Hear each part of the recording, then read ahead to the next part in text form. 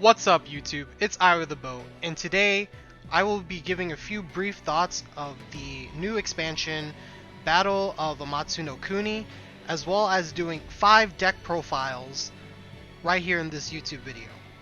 Looking at all the new cards, my initial thoughts of this set were that black was going to be the most dominant color, as well as the one to look out for, and that nothing else would really be playable and it would put us into an action meta. I think I was partially correct, but definitely a lot of surprises.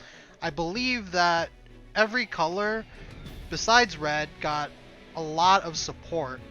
However, there is one new archetype for red that I have taken notice to, and I'm not sure how far it's going to go for our meta or even being viable, but it is something that red can play. It's a new take on red, and then we even have new takes on green, new takes on purple, new takes on black. When it comes to red, there has a little bit of new tools for a different archetype that we didn't really expect to come up, and that is going to be covered in one of the deck profiles, so I'll save my thoughts for red later.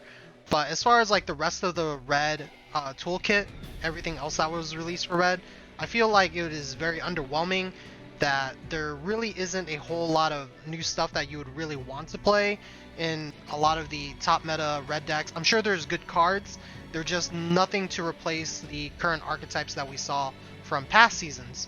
But I will give it to the new cards that came to red, that there is a new archetype, and it is of course Celestial Envoy, and we'll get into that later into the video. Going with green, green got a lot of new tools. This will allow green to have hopefully a more balanced way of playing a Resonate-esque game plan with the new Tsuruhime. With Tsuruhime, you can buff the attack of your cards, and this is the secret art version. There is a common version in the set that you can get regularly. In addition to that, green also has Sengoku Titan Tadakasu.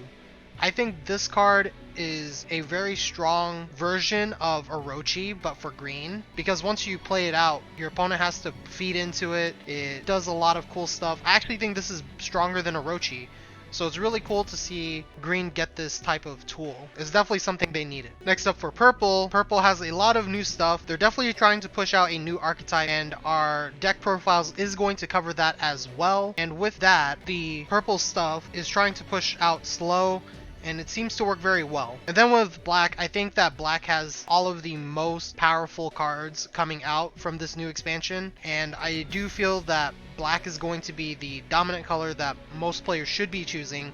But if they don't, hey, that's just the meta. You know, I don't really dictate, or strong cards don't dictate what people choose. If they choose to play other colors because it may be more fun or something more consistent, then by all means. But I do feel that black has the most strong cards coming out, and that will also be featured into the deck profiles. From Narikawa. Narikawa is a TEPPEN YouTuber, and this deck list, I thought it was actually going to be Celestial Envoy, but now looking at it, and I got this from a QR code, it's actually a Thunder Edge hero art.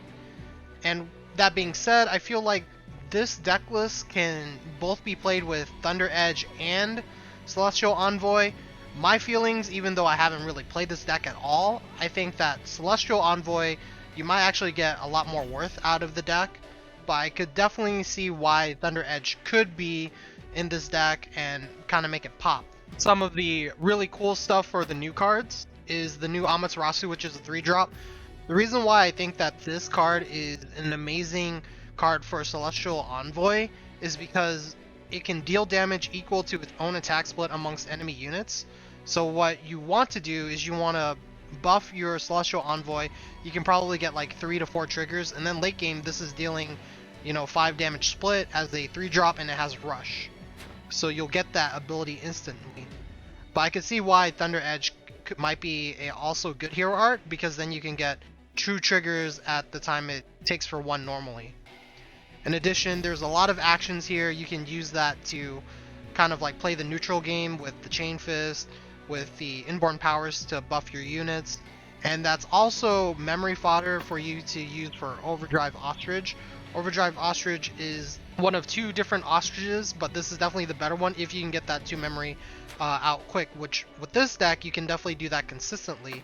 Next up we have Flame Hyanard. This is also a pretty decent card to have with either Celestial Envoy or with Thunder Edge. I prefer Celestial Envoy because at least you'll always get your units buffed all the time, but with Thunder Edge you can make one threat out of your units. But that's still going to make it just that one threat. So if that threat dies, then you lose that edge. But Celestial Envoy is for the entire game, so any unit you put out will always get that value. One of the new actions for red is this 4 MP action card that summons a red 4 MP unit from your deck and places it onto the field. That unit also gains +1 damage for each time you have played this card before, meaning that this card for red is effectively just kind of like another summon minions, and that's kind of ridiculous for a red deck, especially when you're trying to play aggressive. So it punishes your opponent for playing actions and then rewards you for having the card in your deck against that matchup. Of course we have Lucia. Lucia is a high value unit. Next up we have Crimson Helm. You don't see this card a lot, and I'm going to talk about this a little bit more. So this card, when attacking, deals 3 damage split amongst all enemy units, and then after taking damage it gains slow. So effectively what you want to do with this card is you want to make it a unit where it doesn't take damage, but it's still going to get a lot of high value within its first attack because it has that shield, so it's kind of resilient until it takes damage, then it gains a slow. But with Thunder Edge you can use Thunder Edge to pretty much level out the slow, and then it'll have like a normal attack line. Instead of having agility, it still has agility and slow, zero each other out. Fate Defying Ryu, I still think this is a much better card with Celestial Envoy because it doesn't gain a whole lot from Thunder Edge, but Fate Defying Ryu is definitely a card that you want in almost any red deck. And then Toyotomi Hideyoshi, I'm not a fan of this card, but I could see why maybe you would run it. I think with Celestial Envoy it could clear a board even better, but actually, you know what? This becomes a really big threat, kind of similar to Fate Defying Ryu, because if you use Thunder Edge on it, what happens is the agility on Toyotomi will make Toyotomi deal 2 attack lines and then won't take any counter damage both those hits because he has Crush. So effectively with Thunder Edge you kind of have like 2 Fate Defying Ryus by using Thunder Edge on this guy. Here's the QR code.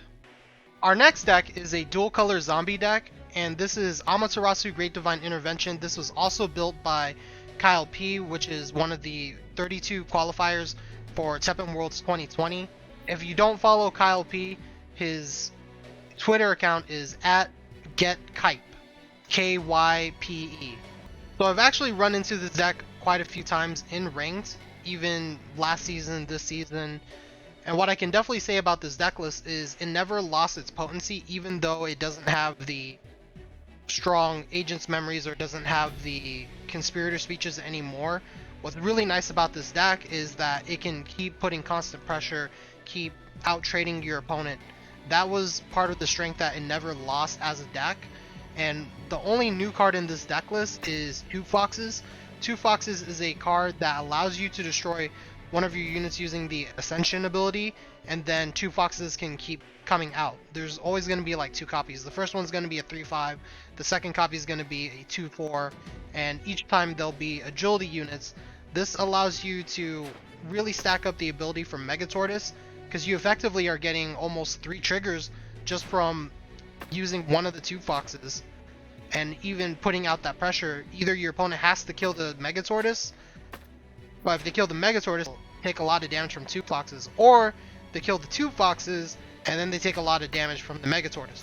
So you kind of get a catch-22 scenario. There is one other card in this deck that is new, and that's Ill-Fated Queen Himiko. Ill-Fated Queen Himiko, I actually don't think of it as a great card, let alone a good card for a dual color. I think it's way too much for what it's doing. It doesn't synergize with this deck, but I can see why Kyle P decided to experiment with this card. But as the end result, I don't think that this is worth crafting, but this is a card that was in Kyle P's Twitter tweet. The deck is still pretty standard, the hero art is still amazing. I highly recommend that if you are looking for a Great Divine Intervention deck and your playstyle is kind of like Kyle P's where you want to just keep playing cards and putting pressure on, then you should build this deck because the hero art is still great. It can still be used as a counter to the Oichis running around. Here's the QR code.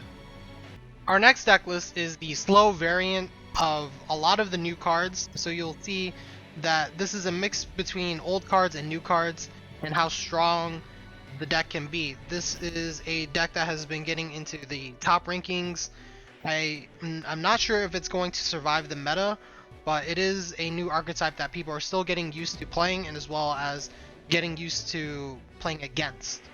The hero art for this deck is Fade. One of the most notable cards in this deck is Mori Motonari.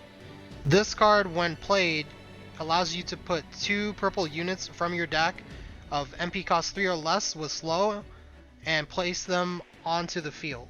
So effectively you get 3 units for 7 MP. This is really powerful. I think it's even better than Jester. Go to Matebe is an alright card. You don't really see this card played a whole lot. I'm not sure if I feel the 3X's, maybe cut it down to 2. But this is a card that allows you to bounce your opponent's units unreactably because it is an Ascension ability, so it doesn't use the action phase. It is a high cost of 6 MP. I understand that you can reduce the MP of this card, but do you really need 3 of them? I'm not sure. Next up we have Double Hunter Dante. Double Hunter Dante just wins games by himself. And next up we have Fallen Angel Mitsunari. This is a new 5 MP agility unit, and what's really cool about this card is while it's in your hand and a friendly unit dies, you can buff its attack by 1, and then when it's placed on the field, it removes slow from all friendly units with slow, and then gives them agility instead. Which is really cool because most cases in this deck, unless you're removing the slow, if you have slow and agility on one of your given units, it just becomes a normal attack line. They'll still get the agility and slow, but they just zero each other out, so it doesn't do anything, it just becomes a normal attack line. And next up we have Otani Yoshisugu. This is a 3MP 1/8 with slow and crush. Because it has crush, it's going to be a very resilient unit, and then while attacking, it's going to deal 2 damage to an random enemy unit, and then your hero gains life equal to the damage dealt. So this is a high priority target that you want to get rid of when playing against, but it's really cool because it stays on the field, it's hard to get rid of, and you're just kind of looking at it.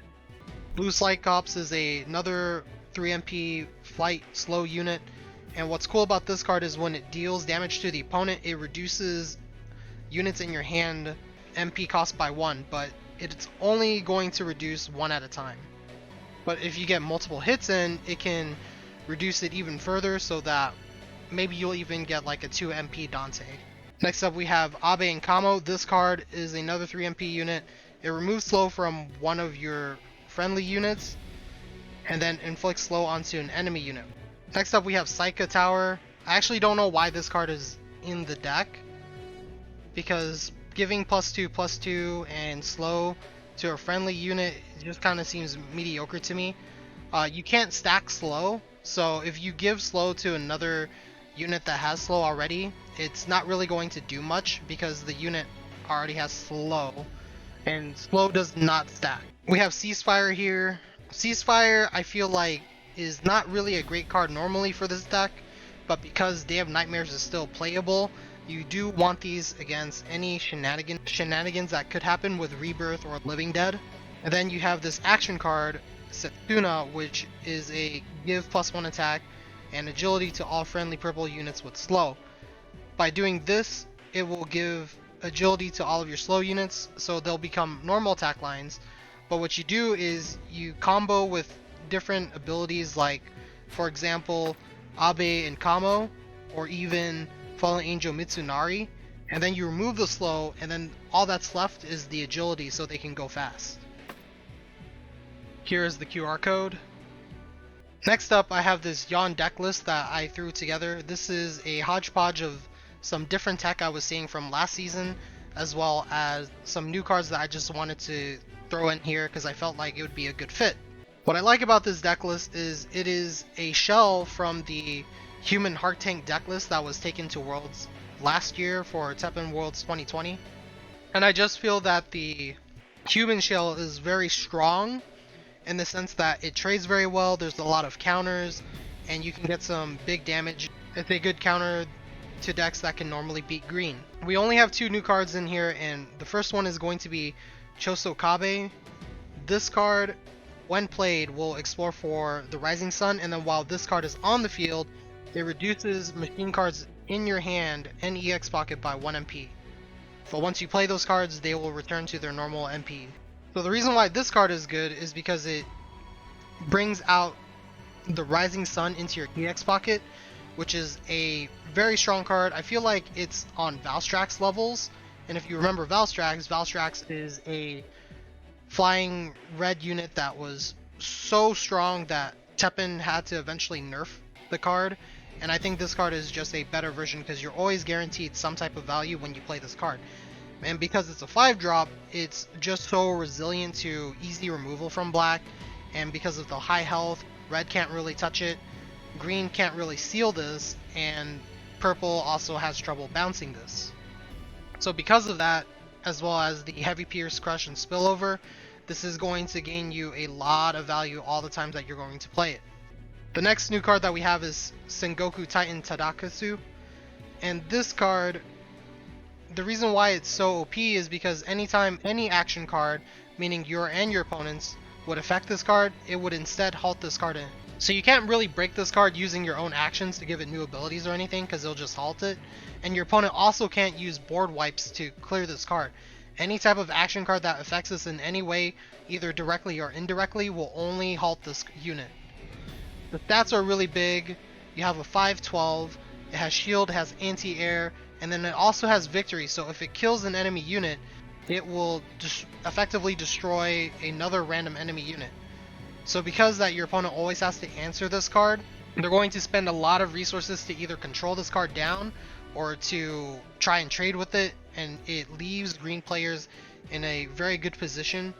It's kind of like how black players use Orochi to run amok.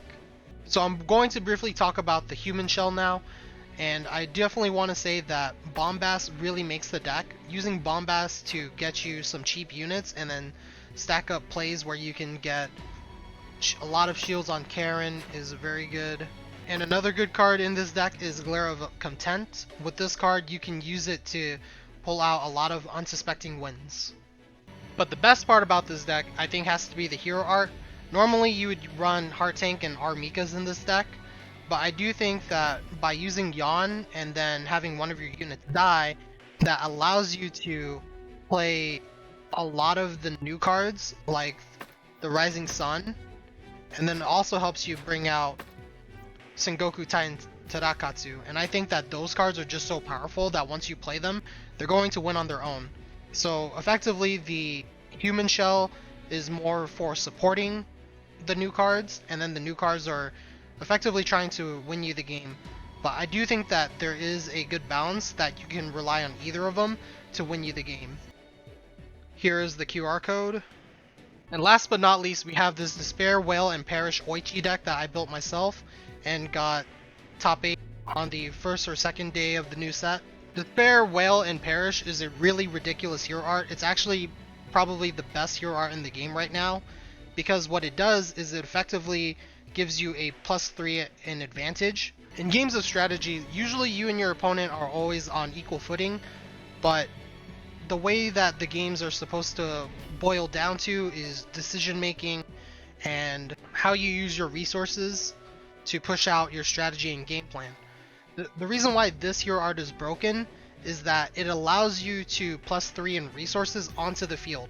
So for just using a 28 AP hero art, it allows you to bring back 3 units from your discard pile to the field. So your opponent has 3 cards that they have to work against, and those cards also gain bonus stats. For most players, this is not an easy feat to overcome. When I first built this deck, there were a few things that I really wanted to focus on.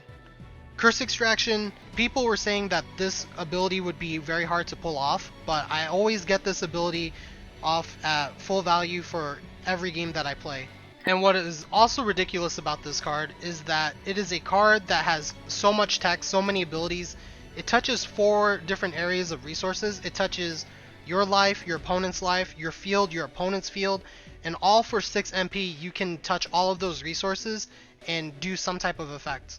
This buffs your board, it kills your opponent's board, it heals you, and it deals damage to your opponent. This card is power crept as heck.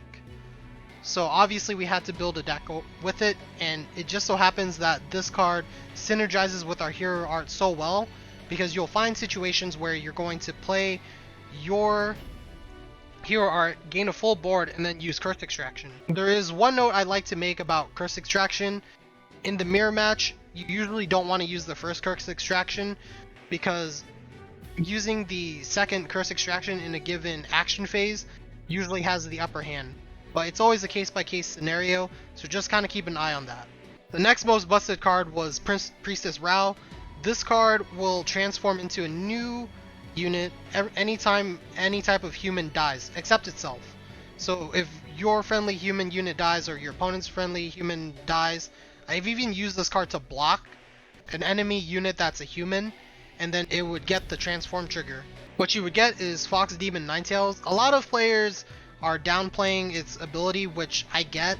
You know, maybe it's not the most broken type of Orochi presence or intimidation, but at the same time you have to understand that this is still going to put your opponent into a lot of precarious situations where they don't want to be. And because you have this card, you can still push out your advantages. You can have a Bell unit that's a 4/9. There's just never a bad time to play this card, and you are still going to be plussing and gaining advantage for even attempting to get this card out on the field. And what's really cool is that it's very low risk to put it out as well. Anytime your opponent plays an action card, it'll destroy a random enemy unit.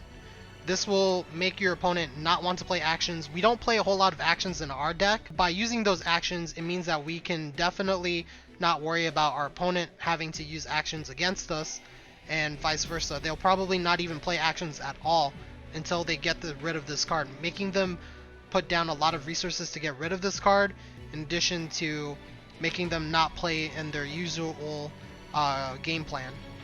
And my last favorite broken card for the new expansion is Tenkai. A lot of players keep saying that this card is too much MP, and that, oh, why do you play 3? And the reason why I play 3 is because it's broken. The reason why it costs 6 is because it's broken.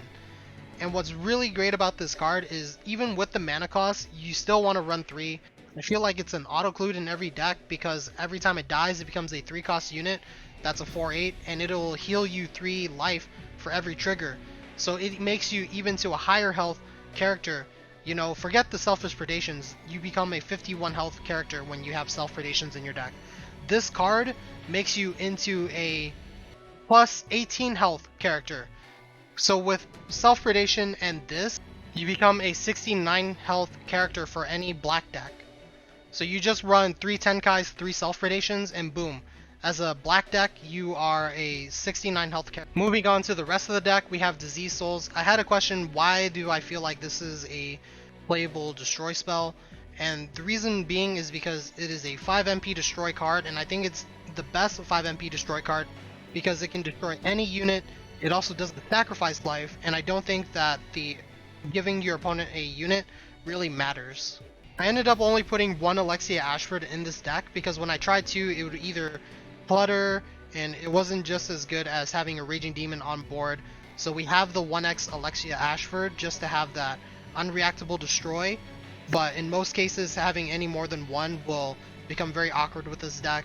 One of the next new cards is Demon Hands. This is the secret art version, but there is a common version within the set, and this card is a very powerful destroy card for black yet again, and this is about the same level as Fate of the Unworthy. Even though it's not the same effect exactly, it is still potent as Fate of the Unworthy and can hit a lot of different targets. For me, I like to play this as a 1x because I feel like that's how it fits in the meta, and generally I probably only have 1 target that I really want to use with this card. Next up, we have 2 Foxes in this deck. We only play 2 because I feel like 3 is very heavy. When you have 3, you're looking for a lot of situations where you can play this card a lot, but generally I feel like this deck benefits from playing slow. You also want units in your graveyard, and when this card dies, it actually removes itself from the game. So you're only really playing this card to ascend, get that extra pressure in, but as far as the deck engine goes, it's not really helping the deck. It's just being a card that puts pressure out. That's why we only play 2. And of course we have the MP on Death package. We have the Gates, the Zombies, the Junies, and we even have the Alfred Ashford. Even though this is a card that doesn't give you MP back, this is a big staple in TEPPEN because there's a lot of 3-drops going on around, so this will help you in a lot of matchups against red, green, purple, the mirror, everything. Everything plays 3-drop units, so by playing this card you'll be able to plus against your opponent. And with your Hero Art ability, you can bring it back from the grave, allowing you to abuse Alfred even more to help you with your mid to late game plan. Here's the QR code. And that's pretty much it for my video. If anyone is new to the channel, please like and subscribe. Let me know that you are supporting my work and endeavors on YouTube. Let me know if my content is helping you. And in today's video, I also didn't include any type of gameplay. I'm not sure if you guys prefer that or if you prefer to have the deck and the gameplay in one video. So please let me know what you like. Thanks for watching, and I can't wait to see how the rest of the meta shakes out.